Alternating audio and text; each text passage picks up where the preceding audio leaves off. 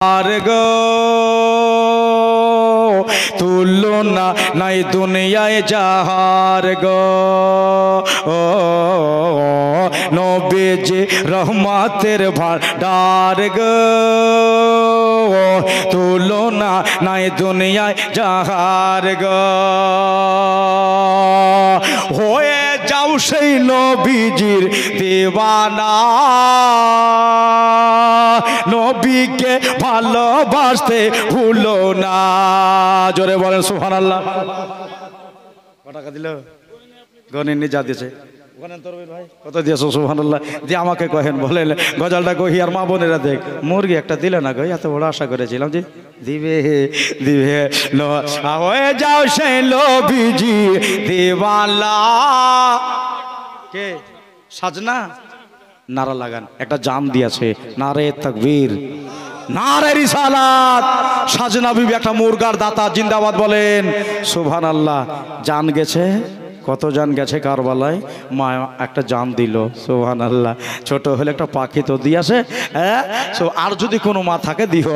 হয়ে যাও সে নবীজির দিওয়ানা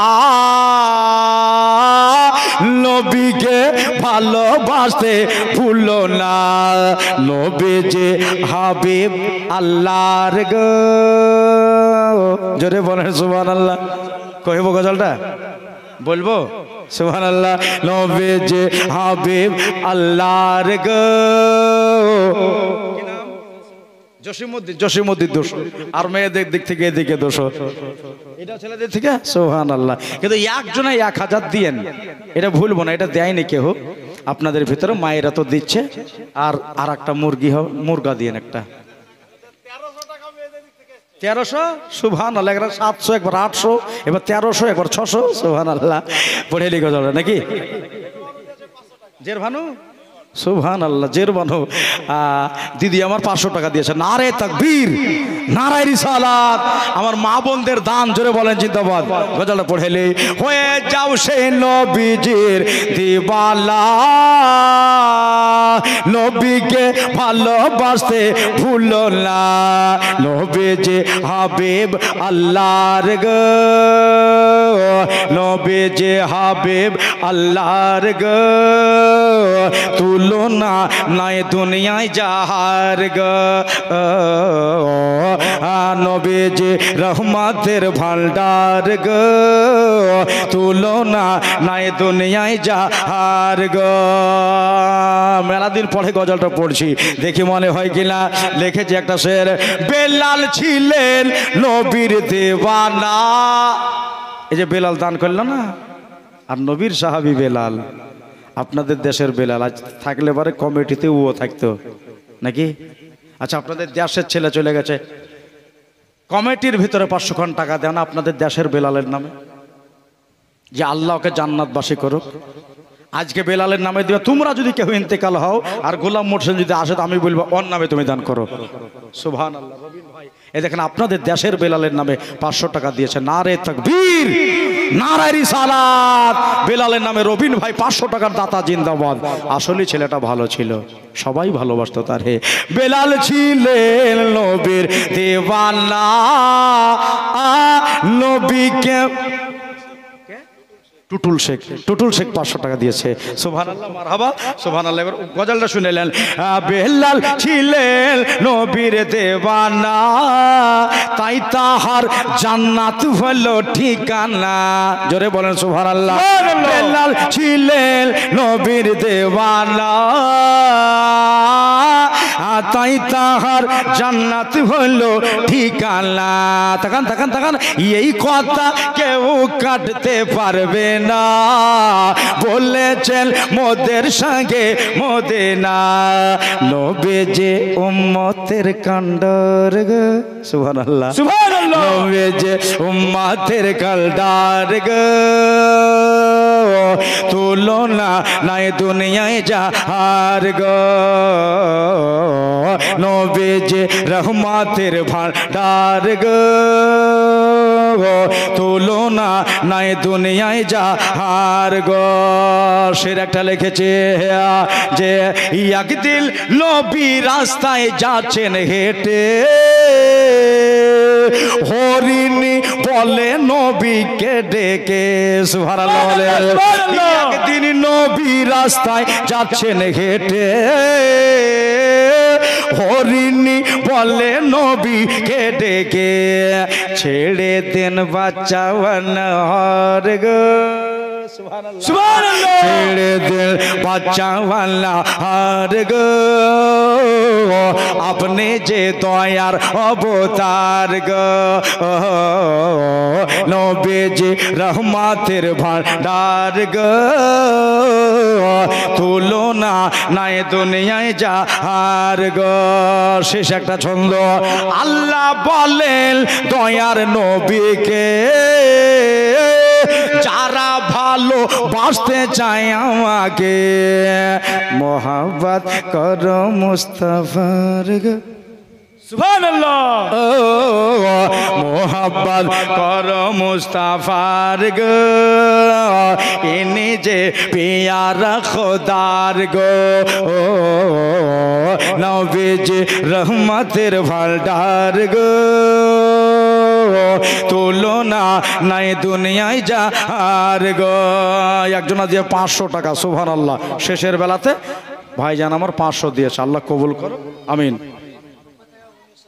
সুবহানাল্লাহ তখন দিল 1300 এবার 1960 আল্লাহ তুমি মায়েদের দান কবুল করো জোরে বলেন আল্লাহুম্মা আমিন 1960 টাকার 40 টাকা হলে 2000 হবে দেখে দিলাম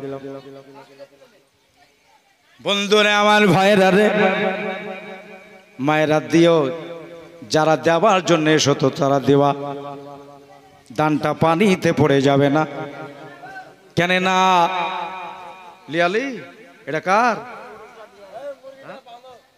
সার্জিনাটা সুবহানাল্লাহ নিচে রাখো নিচে নিচে রাখো যাকে একটা দিয়েছে এখন না দিলে হবে এখন না দিলে হবে কেনটা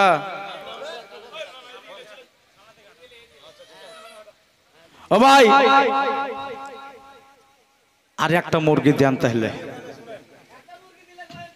একটা দাও জি ইরফান সুবহানাল্লাহ ইরফান হাসান হোসেনের নামে 2500 টাকা নারে তাকবীর আল্লাহু আকবার নারে রিসালাত ইয়া রাসূলুল্লাহ ইরফান 2500 টাকার দাতা জোরে বলেন জিন্দাবাদ আল্লাহ তুমি ভাইয়ের দান কবুল করো এবার একবার দোয়া করে লি ভাই আর দোয়া করে নিয়ে তারপর ইনশাআল্লাহ জীবনী শুরু হয়ে যাবে দেখি মা বোনের আসে গারে কান্দে কারবালায় এই গজলটা কহিব দেখি যদি আসে তাহলে না হলে হয়ে থেকে যাবে দোয়া করেন আল্লাহুম্মা আমিন ইলাহি হঠাৎ করে দেখা গেল ওই আলী আকবরের পুটলা যেন হিলতেছে জোরে বলতে হবে এবার সুবহানাল্লাহ হরকত মে আ গায়ে বন্ধুরে আমার ভাইরা আমার মা বোনেরা ইস আব্বা গো এবার আপনি পুটলিটাতে হাত রাখেন দেখেন মনে হবে এমনি আপনার মাথায় উঠে যাবে সুবহানাল্লাহ এমনি করে হাত রেখেছে মা কান দিয়া শোনো আলী আকবরের লাশ বাঁধা আছে এমন করে কষে বেঁধেছে যদি পড়ে যায়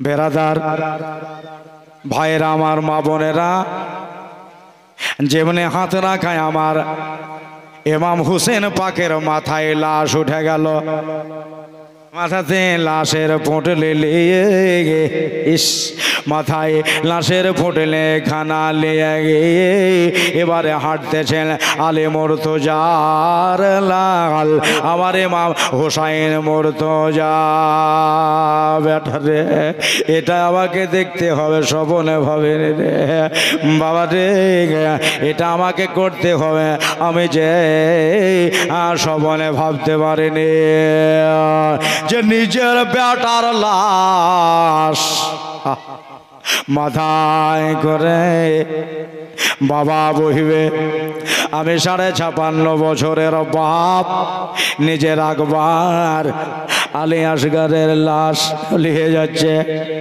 বন্ধুরে আমার ভাইরা, বাবা মার নামে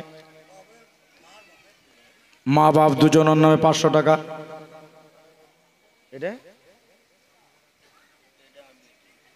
এটা বেটির নামেই 100 টাকা দিয়েছে। চাচা সুবহানাল্লাহ, বাপ মেলা দিন হলে চলে যাও। মা চলে গেছে, মা বাবার জন্য দোয়ার দরখাস্ত করেছে, ইনশাল্লাহ দোয়া করবো। 600 টাকা হলো, আর 400 টাকা দিলে 1000 হয়ে যেত। কেউ পারলে দিয়ে দিয়েন, কিন্তু ওয়াজ শুনে যান। বন্ধুরে আমার ভাইরা রে, আমার দাদারা রে, মা বোনেরা গোলমাল করুন, একটু জোরে জোরে পড়ে নিলা ইলাহা ইল্লাল্লাহ, জোরে জোরে লা ইলাহা ইল্লাল্লাহ, পড়লা ইলাহা ইল্লাল্লাহ, কালেমা লা ইলাহা ইল্লাল্লাহ, সবাই লা ইলাহা ইল্লাল্লাহ, আওয়াজ দিয়ে লা ইলাহা ইল্লাল্লাহ, লা ইলাহা ইল্লাল্লাহ, মুহাম্মাদুর রাসূলুল্লাহ সাল্লাল্লাহু আলাইহি সাল্লাম।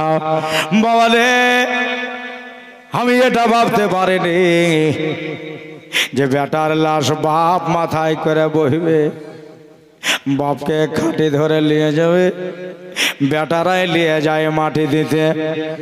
কিন্তু আমাকে এটাও দেখতে হলো, আবার ইমাম হুসাইন রাদিয়াল্লাহু তাআলা আনহু আলী আকবরের লাশ নিয়ে গিয়ে জয়নাবের খিমার ধারে রেখে দিল। কারবালার মাটিতে আজ জয়নাব লুটিয়ে কান্দে, ওই খিমার ভিতরে মা জয়নাব গিরিয়া আজারে, আলী আকবর রে, আমি তোকে লালন পালন করেছি রে, একবারে স্বপ্ন দেখার মতো হয়ে গেল। খিমার ভিতরে ছিল মা, বোরখা গায়ে দিয়ে দেহখানাকে ঢেকে নিয়ে বাহিরে বার হয়ে আসলেন। দেখি আমার আলী আকবরের মাথাটা, দেখি আমার আলী আকবরের মুখমণ্ডলটা যেমনি পুটলি খোলা, দেখতেছে আমার আলী আকবরের মুখটা ভালো নাই, আলী আকবরের নাকটা বেঁকিয়ে গেছে, আবার আলী আকবরের কপালের চামড়া উঠে গেছে, আলী আকবরের গালের চামড়া উঠে গেছে। আহারে, আমার আলী আকবরের মগজটা বের হয়ে গেছে। আজ রাতে যাই না, নিজের ঝোলি में ले लिया, अपने गोद में ले लिया, নিজের কোলে নিয়ে নেওয়ার পরে আমার আলী আকবরের চেহারার দিকে তাকায় আর কান্দে, আব্বু রে, তোকে আমি জনমের মতো হারিয়ে ফেললাম। তামাও খিমাবাসীরা কাঁদছে কারবালায়, আহলে বায়াতের খিমায় মনে হলো আজকে একটা ছোট কিয়ামত হয়ে গেছে। হুসাইন দেখলেন যতক্ষণ আলী আকবরের লাশ থাকবে এই জায়গায় মা বোনদের চুভানো যাবে না, যাই ইয়ার মাটি দেওয়ার ব্যবস্থা করে। সুবহানাল্লাহ বলেন। নিয়ে গেলেন ওই কারবালার ইরাকের মাটিতে, নিজে হাতে আমার আলী আকবরকে মাটি ঘুরে আব্বা মাটিতে লাশ রেখে দেয়া আলী আকবরকে ঢালাই মাটি দেয়া হলো। একবার জোরে বলেন সুবহানাল্লাহ। ঢালাই মাটি দিয়া আমার আলী আকবরের জন্য দোয়া চাইছে আল্লাহর কাছে। আর দোয়া শেষ করে বলল, আলী আকবর চিন্তা করো না রে বাবা, আমি আসতেছি, আমি মদিনায় পালিয়ে যাব না, আমি মদিনায় চলে যাব না, সব তোমাদেরকে লিয়া আমি কিয়ামত পর্যন্ত এই ইরাকের মাটিতে শুয়ে থাকব। আহা, চলে আসলেন বাড়ি। হ্যাঁ ভাইরা আমার, দাদারা, সবার কথা বললে শহীদের পরে হলো কি শুনতে পাওয়া যাবে না। আলী আসগারের এবার শহীদ হবে। আমার মা বোনের আপনারা শুনেছেন, সব যখন শেষ হয়ে গেল, এবার ইমাম হুসাইনের বাড়ি। কান দিয়া শোনো, কেন আলী আকবর চলে গেল, এবার আলী আসগারের শহীদ হবে। শিরে খর বাচ্চার গলায় তীর মেরে তারে মেরে ফেলবে। ইনিও শহীদ হলেন আল্লাহর রাহে। শুনলি সবাই শেষ হয়ে জবাব, খেমার ভিতরে ঢুকে আমার ইমাম আলী মাকাম ইমাম হুসাইন মাথাতে পাগড়ি বাঁধলেন। সুবহানাল্লাহ বলেন। পাগড়ি বেঁধে নিয়া কোমরে ফাতেমার দুপাট্টা কানাকে বাঁধলেন। বেঁধে নিয়া একটা ইট কালারের জুব্বা পরলেন। কি কালার? ইট কালারের জুব্বা। ভাইরা, তার উপর একটা সাদা আর একটা নসি কালার, দুই রকম কালারের জুব্বা ওপরে পহনলেন। পিন্ধার ফলে আমার ইমাম হুসাইন এবারে ঘোড়ার লাগামটাকে ধরে হাতে আলী মুর্তজার জুলফিকার নিয়ে তলোয়ার খানা লিয়া নিজের দুলদুলিটার লাগাম ধরে বাইরে এসে বলতেছেন, আমার জাইনাব ও আমার আপন বোন, একটু পর্দাটা আলগা করো, তোমার খেমার পর্দাটা সরাও, সরিয়ে দিয়ে এটা আমার দিকে তাকাও, তোমার ভাইকে একবার জনমের মতো তাকিয়ে দেখে নাও। আর আমি থাকবো না রে, আমি চলে যাচ্ছি আমার এবার বাড়ি, আমার এবার পালি। ইয়ে জ্বললে জনমের মতো আমাকে তাকিয়ে দেখে নাও, দেখে নাও। হাজিরা জাইনাব নিজের ভাইকে তাকিয়ে দেখলে, কিন্তু শহীদ ইবনে সাইদে লেখা যে ভাইয়ের কাছে চলেই আসলেন। সুবহানাল্লাহ বলেন। ভাই, এখনো যে একটা বেটা ছেলে আছে, কে বলে তোমার 26.5 বছরের জাইনাল আবেদিন। গায়ে বড় জল লেগে আছে। হুসাইন পাক বেটার কাছে গেলেন, শরীর খানে হাত দিতে তো মনে হয়েছে হাত পুড়ে যাবে। ভাই বাবার মাথায় পাগড়ে বালদা দেখে জাইনাল আবেদিন বসে, আব্বা গো, এবার আমাকে কি কারবালায় পাঠালে হইতো না? সুবহানাল্লাহ বলেন। উঠতে পারছে না, চলতে পারছে না, আর জ্বরের জ্বালাতে এদিক ওদিক হতে পারছে না, তবুও বলছে, আব্বা একটু আমাকে পাঠালে কি হইতো না? বেটার সামনে বাপের লাশ তরপা দেখে কিভাবে দেখবে? জাইনাল আবেদিনকে বলে, বাবা যদি তোমারে পাঠাই তাহলে তোমার মা বোনদের কে মদিনায় নিয়ে যাবে কে? বুঝিয়ে সুঝিয়ে বেটাকে রেখে জাইনাবকে বলছে, শোনো, খেমার ভেতর চলে যাও, আর যাওয়ার আগে একটা কথা শুনে যাও। কি? বোন রে, আমার আজ ইমতিহান শেষ হয়ে যাচ্ছে, আর যেমনি শেষ হবে তেমনি তোমাদের ইমতিহান শুরু হবে। ইস, মা বোনদের ওপর অত্যাচার শুরু হবে। ইয়াজিদিরে কোন ঘটনা ঘটালি কারবালায় বলল, বল খবরদার আমার মা ফাতেমার সাদা কাপড়ে যেন দাগ না লাগে। শোনো শোনো, আমার আলীর সোজা হাতে যেন দাগদার না হয়। যাও খেমায় যাও, তবে যেদিন মদিনায় ঢুকবে সেদিন দরুদ শরীফ পড়তে পড়তে নানার মাজারে যাইও। সুবহানাল্লাহ বললেন। নানার বাজারে গিয়া আমার সালামটা আমার নানারে বলে দিও। 3 দিনের ভুকা পিয়াসা মজলুমে কারওয়ালা বোনকে পাঠিয়ে দিয়ে নিজের হামশিরা, নিজের অর্ধাঙ্গিনী, নিজের জীবন সঙ্গে নিয়ে নিজের প্রাণনে বিবিকে বলতেছেন, বিবি শোনো, একবার খেমার পর্দাটা আলগা করো। তোমার প্রাণপণ কি, তোমার প্রাণের স্বামীকে একবার তাকিয়ে দেখে লাও রে বিবি, আমি তোমার জীবনের হক আদা করতে পারলাম না। বিবি গো, তুমি ইরান দেশের বাদশার বেটি, বিবি গো, তুমি সোনা চাঁদির গেলাসে বাপের বাড়িতে পানি খেতে, আমার বাড়িতে কাঠের এবং মাটির গেলাসে পানি খাও। বিবি কোনোদিন আমার কাছে আবদার করনি। একবার তাকিয়ে তোমার স্বামীরে দেখে নাও, আর জনমের মতো আমারে বিদায় করে দাও। হাজরাতে শেহরবানু স্বামীকে দেখলেন, আলে রসুল নওয়াসায়ে মুস্তফাকে দেখে নেওয়ার পরে বলছেন, হুজুর জান, আপনাকে ক্ষমা করে দিলাম।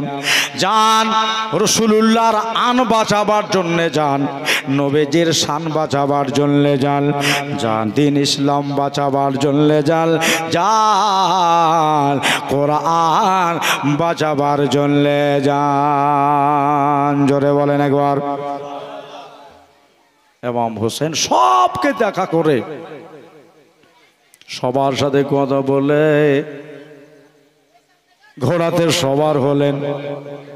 ও মা, আমার দাদারা সবার হয়ে গিয়া ঘোড়ার লাগামে টান দিতেছে, চল রে ঘোড়া, আমাকে ওই জায়গায় পৌঁছে দাও যে জায়গায় আমার মা, সুবহানাল্লাহ বলেন, যে জায়গায় আমার মা ঝাড়ু দিয়ে এসেছিল, ওই জায়গায় তুমি পৌঁছে দাও। দিদিরে, দাদারে,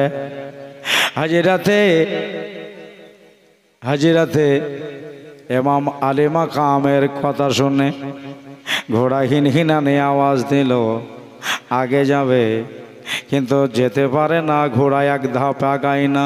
সুবহানাল্লাহ বলেন। কেন আগায় না ঘোড়া? এই জন্য ঘোড়া আগায় না, নিচে তাকিয়ে দেখো মা সাকিনা, আবারও সাইডের বেটে সাকিনা, 8 থেকে 9 বছর বয়সের মেয়ে, ঘোড়ার পা দুটাকে ধরে বসে আছে। ঘোড়া রে, আমার আব্বাকে নিয়ে যায় না, আমার আব্বাকে যদি নিয়ে যাও আমার আব্বাসের মতো কেটে ফেলবে, কাশেম হায়দারের মতো কেটে ফেলবে, আলী আকবরের মতো বাপকে শহীদ করে দেবে। খবরদার আমার আব্বারে নিয়ে যেও না। নিচে নামলেন হুসেন। ঘোড়া তাহলে আগে যাবে কেমন? নিচে নেমে যাওয়ার পরে বেটিকে উঠালেন, উঠিয়ে নেওয়ার পরে কোরআন শরীফ থেকে একটা আয়াত পড়লেন, ইন্নাল্লাহা মা'আস সাবিরিন। এই আয়াত পরিবেশন করে নিজের মেয়েকে বুঝাইতেছে, মারে আমার, পৃথিবীতে যারা ধৈর্য ধারণ করে আল্লাহ তাআলা তাদের সাথে থাকে। জোরে বলেন সুবহানাল্লাহ। বন্ধুরে আমার 10 মিনিট ওয়াজ করলেন সাকিনা, 10 মিনিট ওয়াজে বুঝে গেলেন, আব্বা গো আপনাকে আর বাধা দেব না, আব্বা গো আপনাকে আমি আর মানা করব না, তবে আপনার কাছে শেষ একটা চাওয়া, আপনার মাথায় পাগড়ি বাঁধা, আপনার মাথায় পাগড়ি বাঁধা আছে, আপনাকে দেখে জামাইয়ের মতো লাগছে, নতুন দোলহার মতো। আব্বা আজ থেকে কারে আব্বা বলে ডাকবো, তবে একটা কথা শুনে নেন আব্বা যান, একটা কথা শুনে নেন, আজকে শেষ, আপনার বিটির হাতে কিছু দিয়া যান। শেষ চাওয়া চাইলাম। ইমাম হোসেনের 32টা লাড়িতে টান পড়ে গেল। মা আজ যা থাকতো সব দিয়ে দিতাম, কিন্তু কিছু দেওয়ার নাই রে মা। ওই যে 3খানা রুটি আমার ব্যাগের ভিতরে ভরা থেকে গেল, আমি আর পানিও পেলাম না, খাওয়াও হলো না। যাও কিমা গিয়ে আরাম করো, আমি কিছু দিতে পারলাম যেমনি 32 খানা লাড়িতে টান যাওয়া, হুসাইনের চোখ থেকে মতির দানার মতো হয়ে টোপা টোপা হয়ে পানি চমকাছে। ওই পানি আমার সাকেনার তালুর ওপরে পড়ছে। জোরে বলেন সুবহানাল্লাহ। তালুর ওপরে পড়ছে। এই পানিটা আমার সাকেনা বলেন আল্লাহ গো, এর চাইতে বড় তোহফা কি আর কেহ পায়? জোরে বলেন। আমার মতো ভাগ্যবান মেয়েকে দুনিয়া আছে। আমার আমার আব্বার চোখের পানি আমার হাতের তালাতে মশলায়া লেয়া মুখে মেখে নিলে আব্বা আব্বা করে নাড়া লাগিয়া খেমায় গিয়া পড়ে গেল সাকিনা। খেমাতে পড়ে বাগাল হয়ে গেছে। পাক হুসাইন ঘোড়ার লাগামে টান দিলেন, ঘোড়া রে চল নিয়ে চল, দুনিয়ার মায়াতে ধরে ফেলবে, আমাকে পরীক্ষা দিতে হবে রে।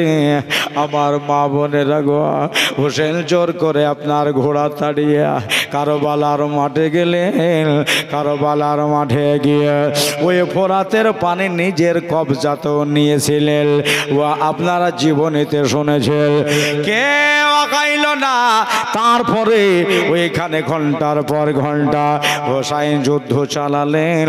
চালাবার পরে আমার পাক হুসাইন আপনার হাজারো হাজার হাজারো হাজার এজেদিদেরকে পরাস্ত করে দিয়ে মাটিতে লাশ ফেলায়া দিয়া আমার হুসাইনের কপালে একটা বল্লম এসে লাগলো।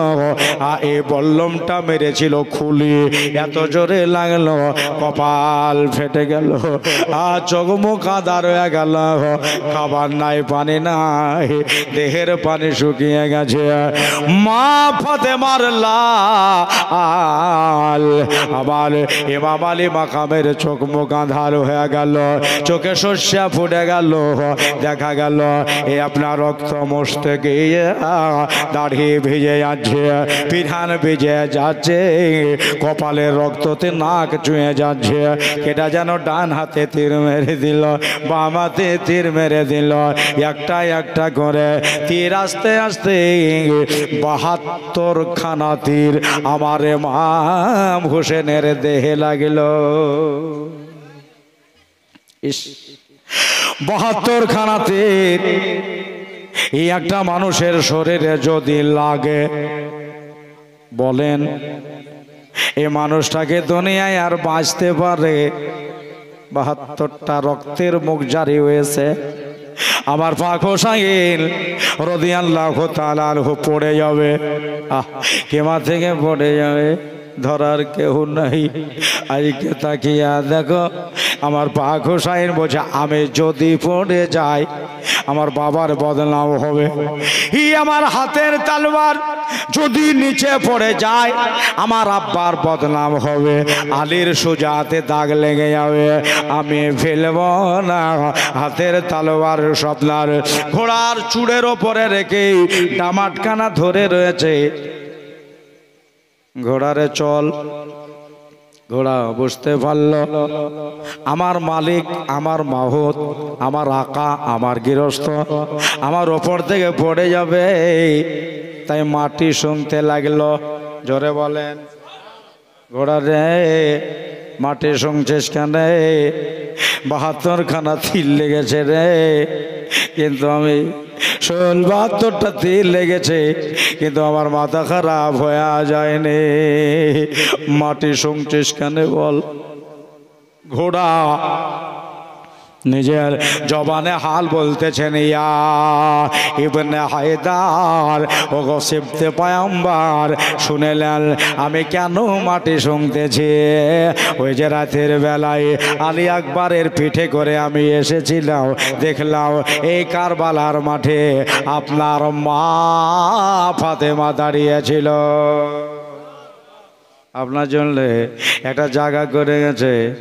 আপনার জন্য একটা জায়গা রেখে গেছে, চাদর দিয়ে ঝাড়ু দিয়েছে, ধুলাবালি কাঁকড়গুলো ধরে ধরে ফেলে দিয়েছে। ওই জায়গাটা এমনি এমনি পাবো না, ওই জায়গাটা শুনলেই পাওয়া যাবে। কেন না, যে জায়গায় মা ফাতেমা দাঁড়িয়েছিল ওই জায়গাটা আতরের মতো খুশবু করবে। জোরে বলেন সুবহানাল্লাহ। শুনতে শুনতে শুনতে শুনতে ওই জায়গা পাওয়া গেল,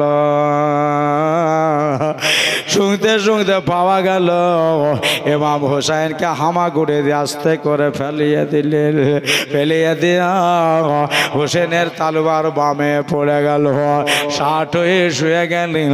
72টা তীর গাথায় আছে, 72টা আপনার গোস্ত বাইর হয়ে গেছে, কপাল ফাটা, হাতে তিল লাগা।